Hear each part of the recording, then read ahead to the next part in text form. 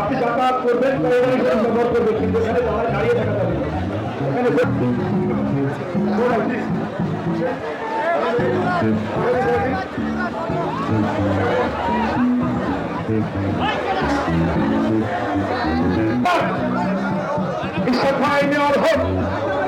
সবাই বলেন, সবাই রেসপন্স করেন, সবাই গুরুত্ব করেন প্লিজ।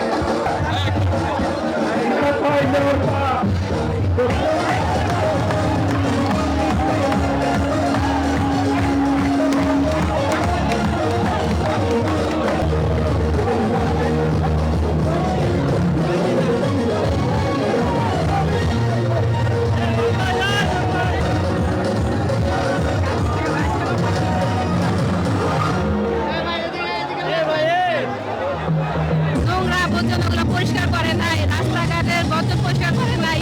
আমরা চাই উনি আসলে এগুলা সব সমস্যার সমাধান হবে। টানা সপ্তমবারের মতো বেস্ট টিস্যু পেপার ব্র্যান্ড হিসেবে স্বীকৃতি পেয়েছে বসুন্ধরা টিস্যু। কেন সরকার এই কাজ করছে? যেহেতু উচ্চ আদালত রায় দিয়েছে, জনগণের ভোটে ইঞ্জিনিয়ার ইশতাক হোসেন মেয়র হয়েছেন এবং উচ্চ আদালত রায় দিয়েছে, তারপরে কেন এই তালবাহানা চলছে? এটা সাধারণ জনগণ হিসেবে জানতে চাই আমরা, কেন এই সরকার তালবাহানা করছে। আমাদের কর্মসূচি লাগাতার থাকবে যেই পর্যন্ত ইঞ্জিনিয়ার ইশতাক হোসেন তার মেয়র দায়িত্ব সে বুঝিয়ে না পাবে।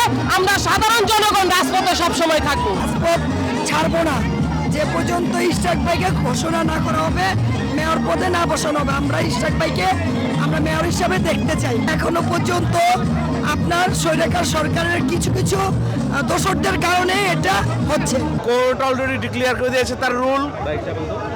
নির্বাচন কমিশন গেজেট প্রকাশ করে দিয়েছে। তারপরেও এই শপথ অনুষ্ঠান নিয়ে টালবাহানা করছে একটি মহল। আমরা সন্দেহ করছি যে ইউজিডির যে উপদেষ্টা আছে উনি, আপনারা জানেন ইতিমধ্যে উনি সহ আরো কয়েকজন উপদেষ্টা বিভিন্ন রকম দুর্নীতিতে জড়িয়ে গিয়েছেন এবং তাদের পিএসরা অলরেডি 300-400 কোটি টাকা দুর্নীতি করে দুর্নীতির দায়ে অভিযুক্ত হয়ে অপসারিত হয়েছে এবং সেই তদন্ত করার কথা 7 দিনের মধ্যে সেই তথ্য আজও প্রকাশ করা হয়নি। আমরা সন্দেহ করছি নির্বাচিত মেয়রের কাছে যদি তারা ক্ষমতা হস্তান্তর করে, তাহলে তাদের যে যত অপকর্মের ছলের বিড়াল আছে সেটা প্রকাশ হয়ে যাওয়ার সম্ভাবনা আছে, যার কারণে তারা এই শপথ অনুষ্ঠান নিয়ে টালবাহানা করছে।